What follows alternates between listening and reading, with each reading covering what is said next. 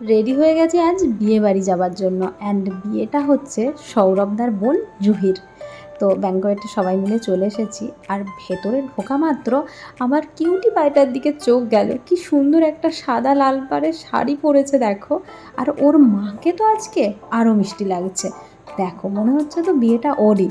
আর সৌরভদার কথা তো বাদই দিলাম, ধুতি পাঞ্জাবি পরে একদম বাঙালিয়ানা একটা ভাব নিয়ে ঘুরে বেড়াচ্ছে। আর জুহি মানে আজকের ব্রাইড যথারীতি ফটোশ্যুটে ব্যস্ত। দেন চলে এলাম স্ন্যাক্সের দিকে, একটু পেট পুজো করা যাক।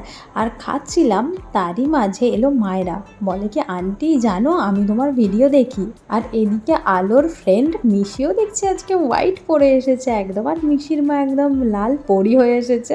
আর রসগোল্লাটাকে কি করে ছাড়ি, কোলে ওঠা মাত্র গলার হাড় ছেঁড়ার প্ল্যান করেও। এসবের মাঝে রাতও হচ্ছিল। ডিনারটা সেরে দেখলাম বর এইমাত্র বসেছে বিয়েতে, সো আমরা ওটা দেখেই চলে এলাম বাড়ি।